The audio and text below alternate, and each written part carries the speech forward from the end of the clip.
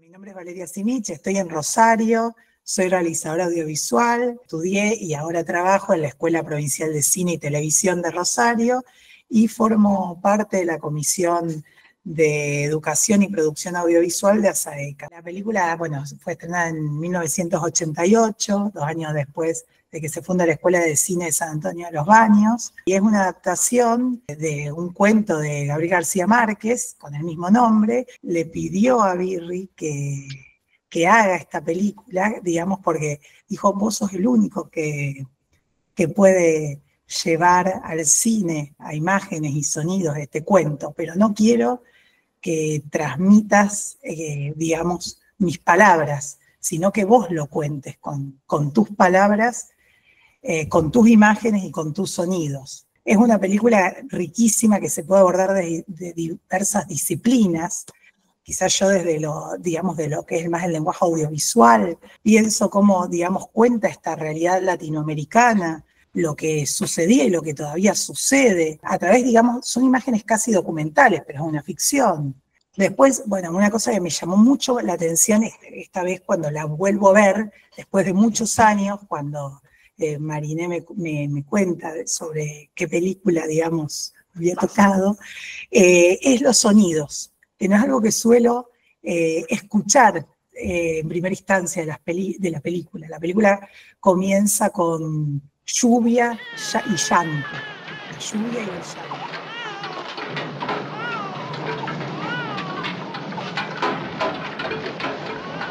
Y ahí comienza la historia.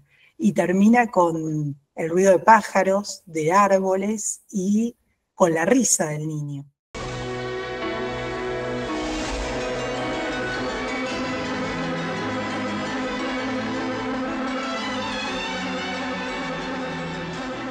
Después también otra idea que me surge es esto cuando se discute, y más en estos tiempos de que se vuelve a discutir, algo que piensa que no, del arte por el arte, o que una cosa es la estética, lo visual, o el mensaje para divertir, y lo político, lo que hace pensar, lo que permite un diálogo. Es imprescindible, y en esta película se observa, no separar lo que es lo estético de lo político, y cómo dialogan ambas. Y bueno, y después hay, digamos, cuánta actualidad tienen muchos de los mensajes, que son múltiples. Por ejemplo, cómo corre la noticia de boca en boca y cómo es tomado ese personaje, qué harían las redes en este momento con un personaje que llegue inesperadamente. Lo que tiene es la riqueza, me parece a mí, de Latinoamérica, ¿no? Es esa fuerza de los personajes, que es algo que no estamos tan acostumbrados a ver nosotros, ¿no? Me pareció maravillosa la película, a mí. Exactamente, cómo lleva, digamos, el realismo mágico que plasma en todas sus obras García Márquez en esta película. Digamos, si tenemos que hablar de alguna obra literaria de García Márquez llevada al cine, bueno, ahora en serie, esta creo que logra ese diálogo casi, no digamos perfecto, pero en sintonía.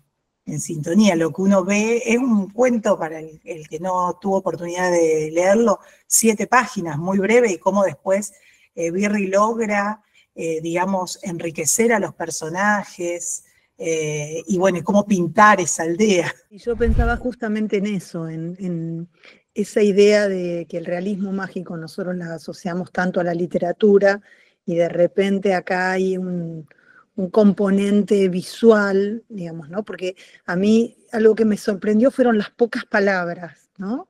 Digamos, no es ese cine hablado y hablado, digamos, ¿no? Es como que hay muchas escenas que las palabras incluso están de fondo y uno no sabe si son importantes y no las escuchó, o son conversaciones que hay pocos diálogos, y de cualquier modo la imagen tiene mucha potencia y tiene una capacidad muy grande de contar. Es como que hay una construcción de lo mágico a través del movimiento, a través del color, a través del ruido, incluso de la música, esa cosa pícara que aparece, ¿no? Toda esa cosa que se arma ahí como muy estrafalaria en relación a poder ganar alrededor de eso, ¿no? Que tampoco es una mirada de los sectores populares ingenua, sino que trabaja ahí como una línea donde puede ubicar toda la riqueza de la vida con toda su complejidad. Eso me pareció, ¿no?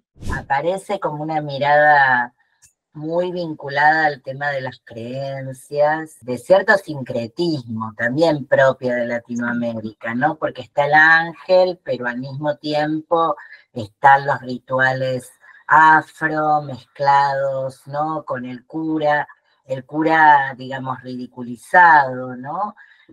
Y al mismo tiempo una gran pregunta de quién es ese ser, si es alguien que está como abusando de un lugar y en realidad está usando una condición, si es un loco, y lo mismo pasa también con el circo, ¿no? El circo se aprovecha, monta ahí algo o en realidad es parte de algo que permite una transición hacia otro lugar. Y me parece que la película en ese sentido, yo tengo la impresión, por lo menos con lo que voy viendo de Birri en ficción, a diferencia de los documentales, o los que están más cercanos al documental, digamos, que es como que él produce algo como una pregunta, ¿no? Incluso que no termina de ser asido desde un contrato de lectura como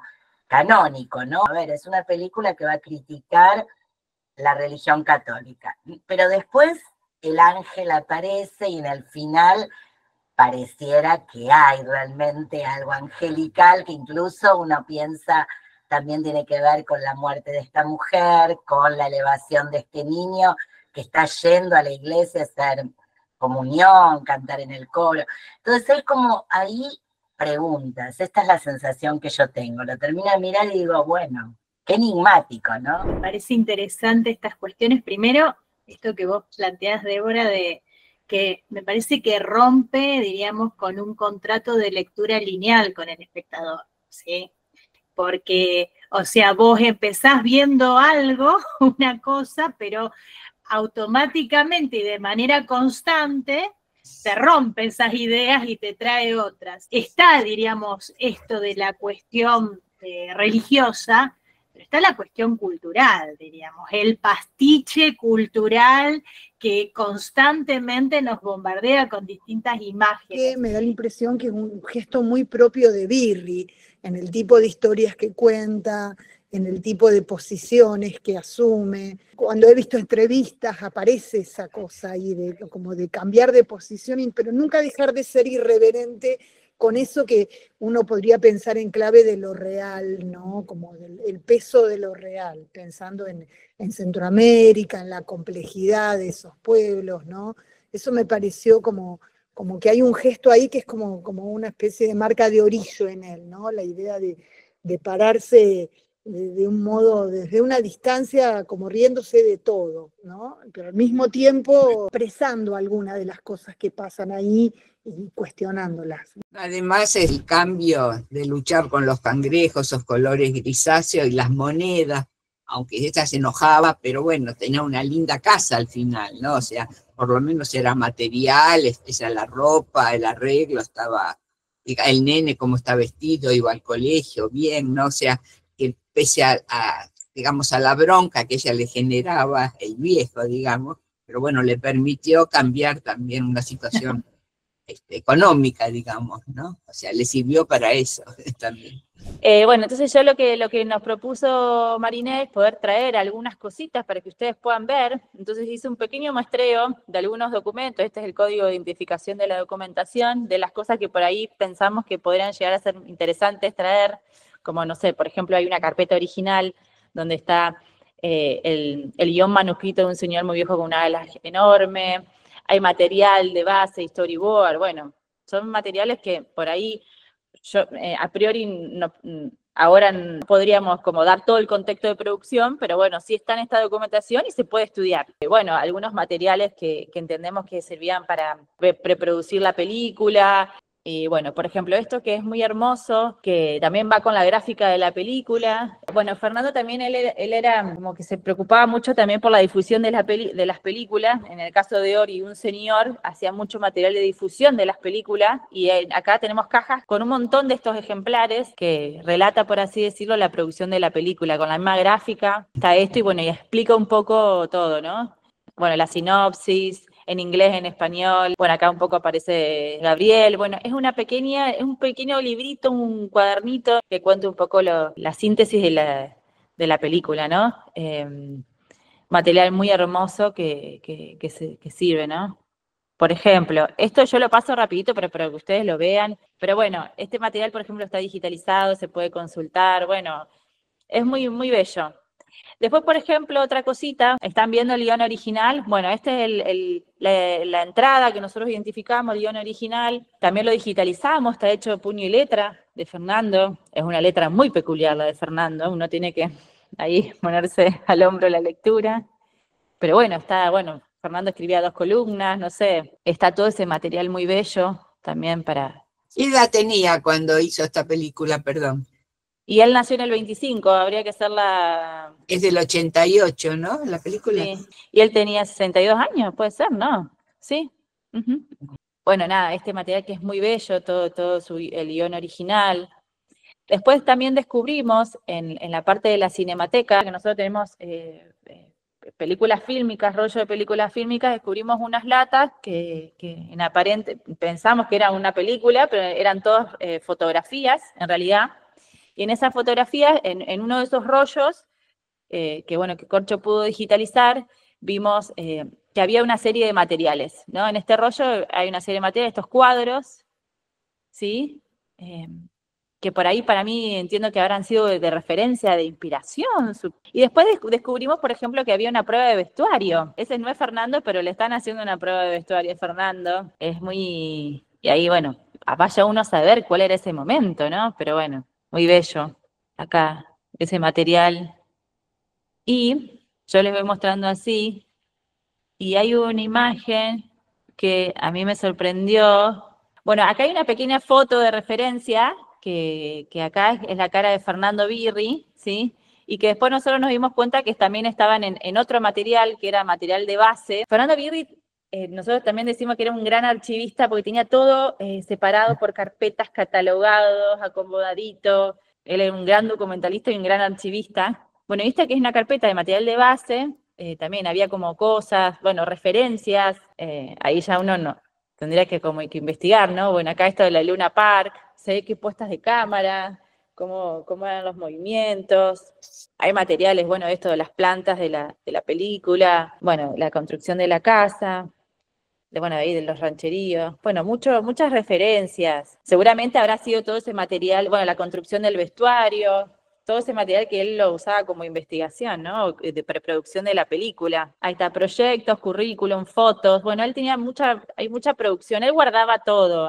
Siempre nos surge esta pregunta, ¿por qué él guardaba todo su material, no? Creo que él tenía como esta cuestión de, esta misma foto que aparece, la teníamos por fuera, ¿no? La prueba del maquillaje. Entonces uno podría como pensar qué se hizo antes, qué se hizo después, sin tener necesariamente el orden de los materiales, ¿no? Siempre él tenía también esta cuestión de estar explicando su currículum, su trayectoria, como esta cuestión de las famosas carpetas de preproducción, ¿no? Que uno tiene que decir cuál es su trayectoria. Bueno, y aparecen cosas, recortes de revistas, recortes de diarios. Hay algo que hace a Birri, me parece, y este lugar, este diálogo con la infancia. Y pensaba cómo en la película está traído muy fuerte algo que estamos padeciendo mucho en este tiempo político, que es toda la cuestión de la crueldad, y cómo de la crueldad se hace todo un circo, entre comillas, ¿no? Que aparece muy fuertemente retratado en la película, la falta de empatía, el lugar de los niños y el lugar, digamos, de la crueldad en ese punto, también puesto en este sueño de un ángel, ¿no? Y pensaba en el tema de la ternura, la importancia que trae Birri, me parece, en estas películas una mirada muy tierna, ¿no? Y eso creo que nos hace falta, por eso, no por nada, o sea, más allá de los 100 años nos enganchamos con Birri.